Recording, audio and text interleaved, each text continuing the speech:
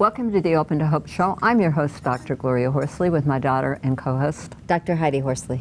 These shows are brought to you by the Open to Hope Foundation in partnership with the Compassionate Friends.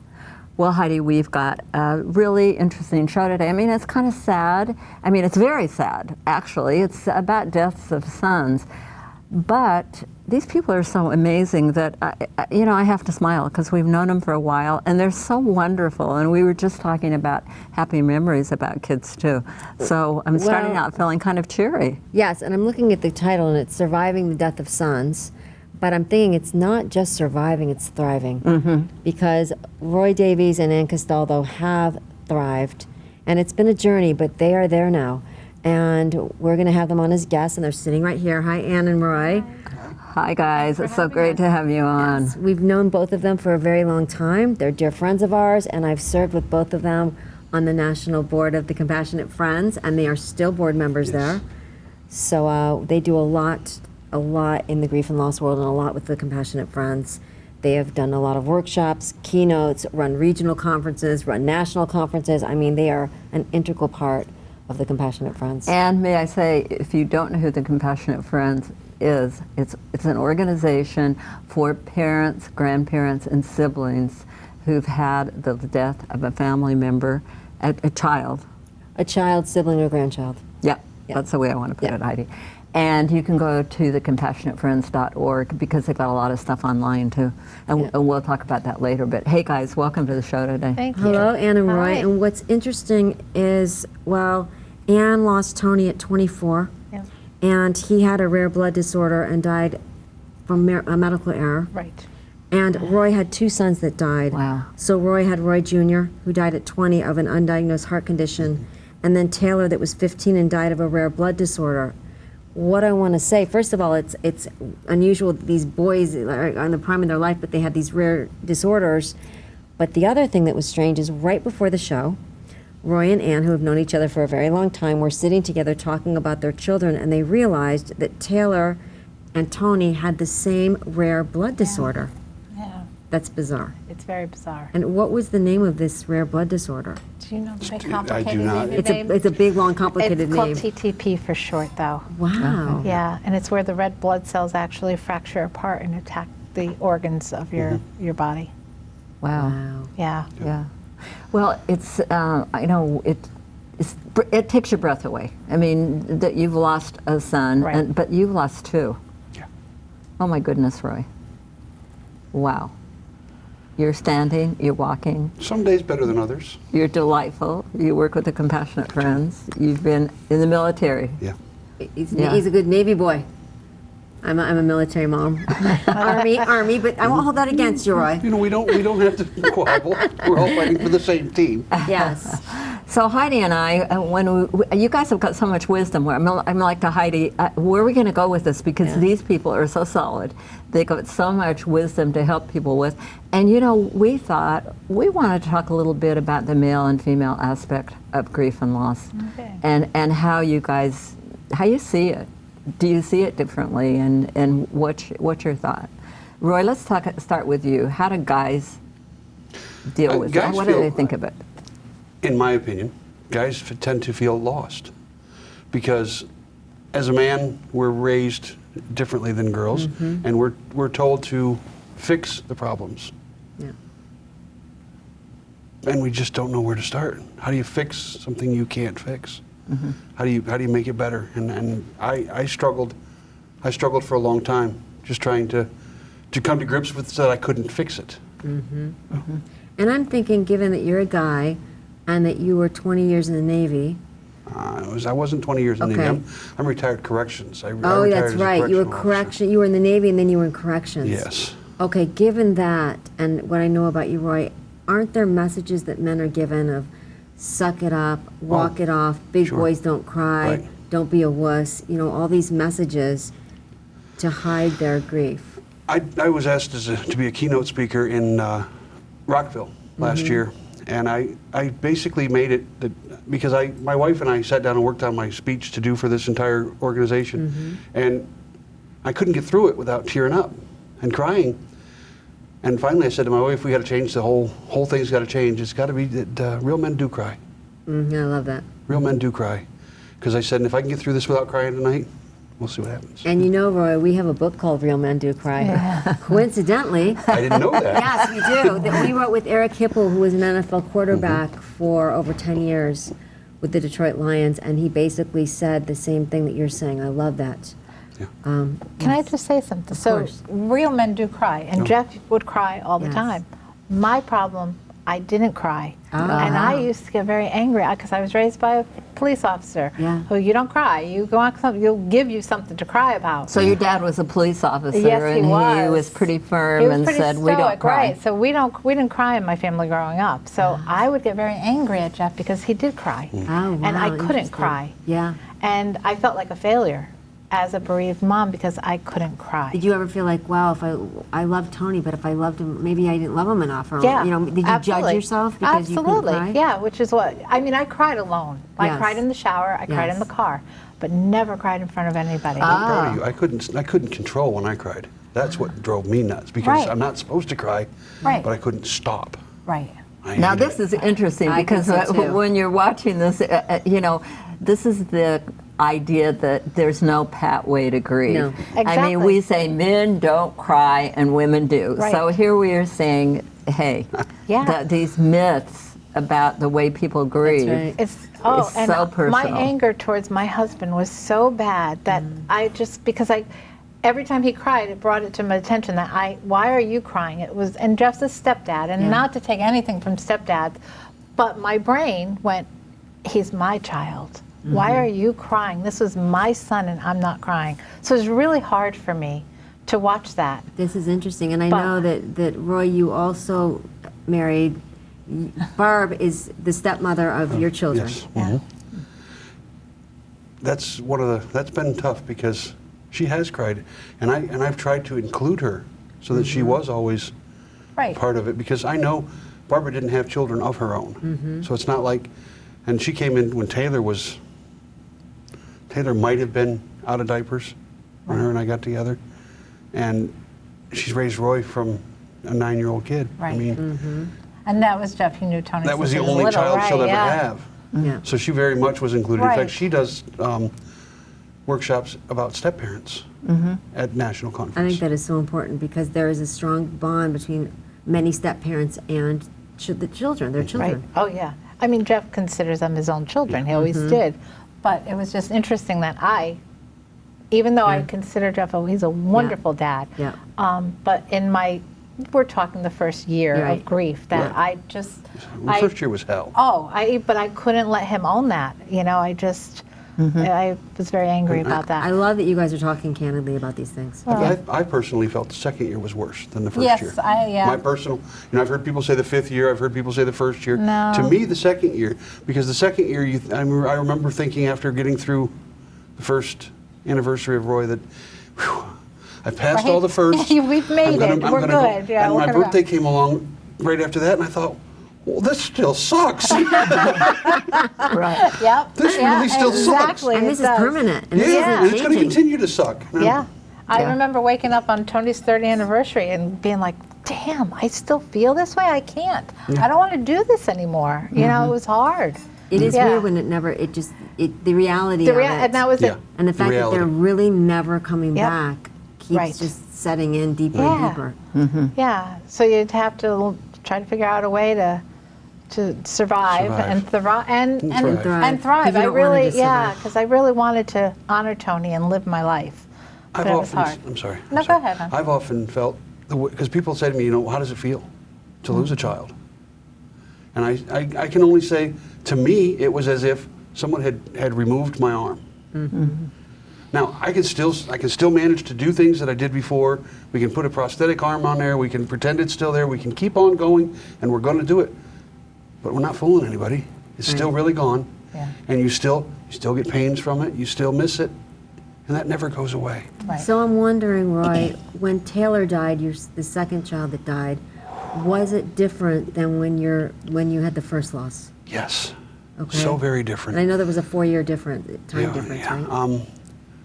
Part of it is that I knew when to anticipate the rush of emotions that were coming, the different events, the different things, the keys that will set you off, for one. And for two, I had also started to build up that wall again, that shell that we put up there so that we can't be hurt anymore.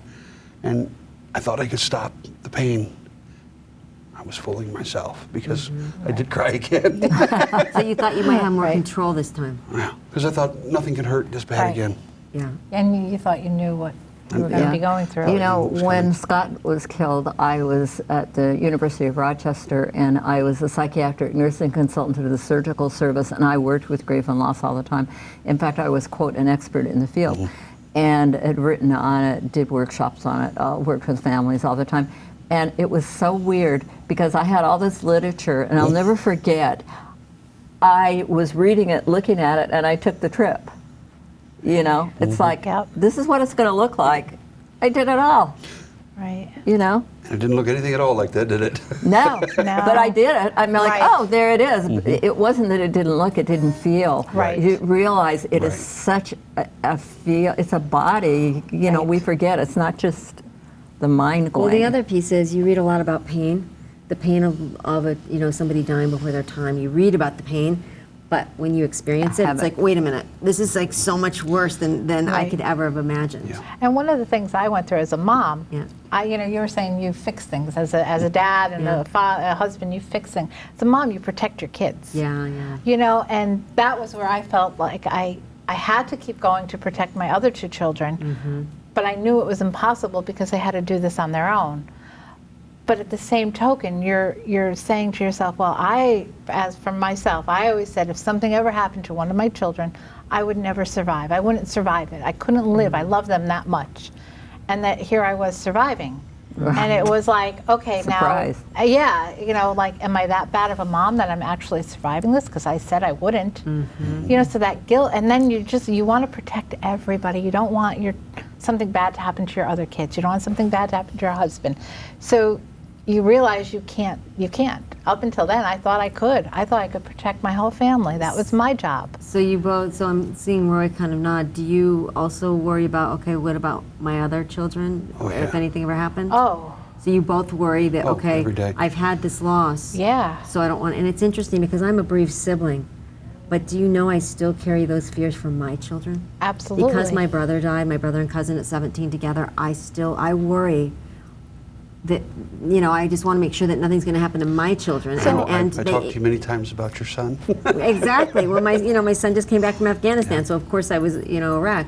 But yes, so it's interesting hearing, I know that bereaved parents feel this way, and bereaved siblings, I think, do as well. Oh, yeah. Which is interesting. I've got to get back to step parents for a minute, Yeah. just because we stopped on saying that here these step parents that were so close to the kids. Yes. I've got a friend whose son just died, and she's only been with her husband for a couple of years, and I talked to him on the phone. And for people who are living with bereaved parents and have only been with them for a couple of years and did not raise the kids and all that kind of thing, it is tough duty. Yeah. I bet. It is tough duty. He said to me, I said, how are you doing?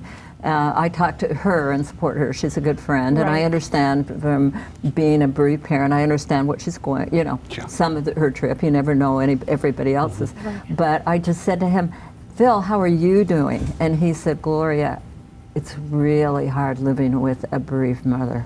Right. It is really hard. And he didn't know the child very He well. knew him, but it doesn't. They weren't together very long. Right. I mean, the boy was, the guy was 40 Right. that died. He's an older guy. Right. And he hadn't known him as a kid Right. and watched him play football and, you know, that kind of thing. I mean, it was an adult-to-adult relationship, Right. and it's another adult that he was acquainted with I've that also died. heard on some of our past shows the step parents saying, because I didn't raise the child that died, I'm more concerned about my spouse. My Right. energy is there. I'm not really thinking about the other surviving children. So, but it is interesting because both of your spouses helped raise your kids, Right. And they were their other parent, Yep. Right. which I understand because I have an adopted daughter, and she's as much my daughter as my biological son. Right. And if I could, you know, one of the things that's happened to my wife on many occasions is people will walk up to her and say, how's Roy doing? Uh-huh. How's Roy doing? And she said, sometimes I just want to scream, I'm okay too. Yeah. Right. Yeah, yeah. You know, and And one person in particular said to her at one time, at least they weren't your own children. Oh, Whoa! At least they want that's their own not children. okay. That's a real. So, They you were know, our own and so children. what's, and she said I had to walk away and gather myself because Right. it was. You're on it. And what's the difference with an adopted child or a stepchild? They're Right. not that far off. No. Except if you did not raise them. I want to give right. I want to give some support to the people who are out there living with That's bereaved true. That's parents. true. Right. It is not an easy So, deal. I have a friend of mine who got married, and then 6 months later her son died. So her husband knew the son, but not very well. Right. And he to this day says that's one of his biggest regrets is how hard it was for him, but also that he never got to know Yeah. the Right. son. So he doesn't understand what his wife is going through, and he says all the time how very difficult it is. Yeah. I want to switch gears for a minute because since you both had kids that had, rare disorders, etc., do you worry about other family members when it comes to medical complications or, illnesses, you know what I mean? Like something wrong physically, So health-wise? my boy's dad died from colon cancer. Okay. So they've got that. My dad also had a rare blood disease, not the same one as Tony. My older son, I love him dearly, but he's not very much into going to doctors and things like that. My mother-in-law lost 2 children. Oh, well. So I worry, not that it's valid, I don't know if it's valid or Right. not, but I worry about my boys so much because they have such medical history on both sides of their family. And, I saw my mother-in-law lose 2 children. You've lost 2 children. So you know it happens. Yeah. And I'm constantly in fear of that. And how do you cope with that? I own it. I own it. Okay. And I just, the fact, I just kind of own it. Really, it's mine. It's nobody else's. I know it's my fear. I can't impose it on my boys. I try to every once in a while, hey, you want to go to a doctor or something. But I've told their girlfriends, I let them know that there's this medical history in their lives, and I can't control that. I've let that go. But I like it. You own it. Roy, what do you do with it? I immediately had everybody tested for the same blood disorder that Taylor had. Right. The 2 girls. Right. I went and had them tested. But as far as, I don't know that there's anything we can do. And sometimes you have to step back and say, I've done what I can. But that's all I got. I like what you're saying because you're both saying, okay, I own it and I'm aware of it, which is the first step to change, and then I'm gonna I can't take all my anxiety and project it onto my kids No. because they have a life that they That's need to right. live, and they can't be worried at every sneeze that something's wrong. Right. You can't put them in a glass bubble. And, No. and- Yeah. Now, I'm going to switch gears a little bit because I want to get to Compassionate Friends. The reason I do was because recently there was a big conference on trauma, and the 2 things that they said to help people who had loss or trauma is peer support, and the other one is information. Coping and skills. Coping skills, which I called information, yeah. but coping skills. Now, there are people who say that peer support, an organization like the Compassionate Friends, which is completely peer support, Right. I just want to say this is the #1 peer support. So I know there are people watching this. I would suggest that you look into Compassionate Friends for groups if you've had the loss of a sibling, a grandchild, or a child. Now I want to know how the heck we're going to get the guys there And also, and what you do there. Roy has a big conference coming up in Nashville Yeah. in a few weeks. Yep. Yeah. We're doing a regional conference in Nashville, October 17th, 18th, and 19th. And how do you get guys to go to Yes. meetings? How do we get them to the Nashville Food. Regional too? Yeah. My Yeah, wife told food. me, go or we're divorcing. Oh, there you go. There you go. She said, you need help. If you don't get some help, I'm going to leave you. So give them that Wow. How was alternative. your first meeting? Interesting. You thought of not going back? I went in with the chip on my shoulder. Mm-hmm. And I'm military corrections. I Yes. worked in the corrections field. And I went in there that I don't need anybody's help. Yeah. I sure don't need anybody's help. I can do this myself. I'll be just fine.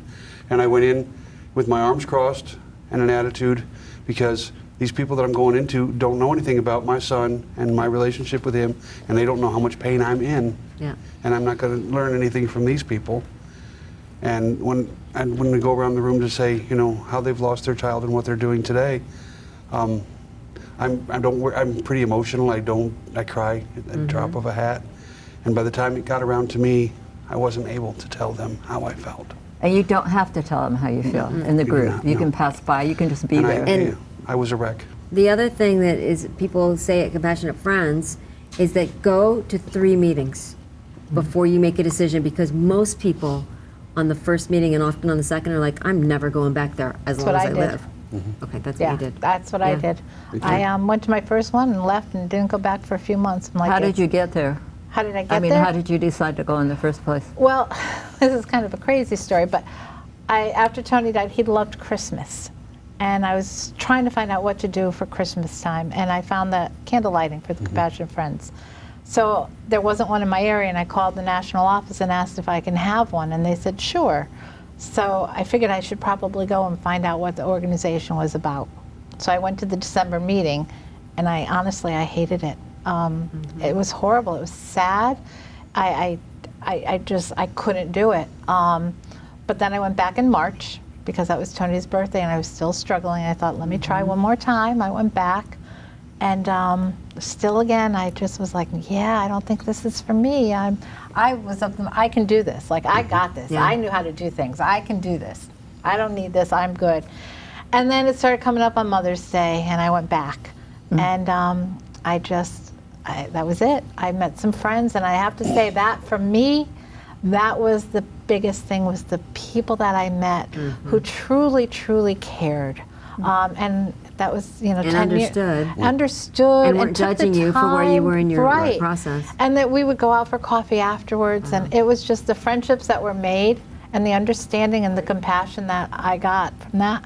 I started going to meeting after meeting, and it's 10 years later. How did you get back second time? Well, we went to a meeting, and we pretty much went to the December meeting, and I thought, it's kind of lame. I don't know if I'm going to do this anymore. And you went to the candle lighting? We moved away. We moved away from Ohio and moved to Nashville, and went to the Nashville meeting, and I thought, I don't know if I want to do this. I don't want to do this. And then I went to another meeting in February, and then we lost Taylor in April. Oh my gosh. So then at the May meeting, when I went back in, I had just lost my son less than 2 weeks earlier. So you were going for Roy? And I then had originally been going for Roy, and then I had to go for Taylor. And my whole demeanor had changed at that moment. I was no longer strong and going to be in command. I was broken. Yeah. I was broken. And I know that people that have had multiple losses say sometimes we don't even know who we're grieving for. It gets complicated. Oh, it is. How do you do that? I don't know. I don't know. I mean, I tried. It's hard because I go month to month, and one is January's when Roy died. April's when Taylor died, and I don't want to feel like. And sometimes you feel like you've slighted one over the other. That's well, that was. interesting. I was just going to ask and somebody you that. had asked me one time about this because I went to a multiple loss panel at national conference. And they said, I just don't understand. I feel so guilty. And he actually had said that he was contemplating suicide. And he said, if I can't figure this out because I feel so guilty that I have not mourned one child like I did the other. And it dawned on me that the reason he didn't do that, I had 2 boys, and they were 2 different young men. And I was at different stages of my life when I lost each of them. And I had different relationships, and they had different, so everything about it, everything about the grief from Roy to Taylor was different, except it hurt. Right. Except hurt. You know, I didn't have the same relationship that I had with Taylor because he lived with his mother. Roy lived with me. But that didn't mean that I loved him any less. It just meant that my loss was different. So, of course, my reaction would be different. But that still had to come to, I mean, you still had to come to fruition with that to realize that it is different. Well, it's interesting because we judge our grief. We judge the way that we mourn. We judge who, you know, in both cases, we're judging ourselves a lot. So before we close the show, I would like to get a piece of advice from each of you for someone who's lost a child. What helped you? Talking about it helped me, you know, and say their names. Saying their names. Say it now. Names. Roy and Taylor. Roy and Taylor. Let's all say it. Roy and Taylor. Roy and Taylor. I love it. Roy and Taylor. Yeah. Their names. So talking about it, saying their names. Yeah. Yeah. And we never forget. We never forget No, them. no. Who would want to? No. Right? I'd have to forget all the funny stories along with everything else. We are who we are today because we knew them. That's right. If they had not been in our lives, we would be different people. Yes, Yeah. without question. Yeah. So what about you, Anne? This is going to sound strange, especially to the newly bereaved, but gratitude. And I say that because it took me a while to get there, Yeah. but being grateful that Tony was in my life and that I have these memories and learning to call on them when I need them, when I'm down in the dumps. I also allow myself to go there. Like there'll be days where, I'll just need to take out the album and look at the pictures. Like instead of fighting it, like I was trained my whole life to push everything away, I allow the feelings to come. But I also taught myself something to take myself out of that pain. So I have those happy memories that I can call on when I need to. But yeah, just own it. Love them and own it. Awesome. Yeah.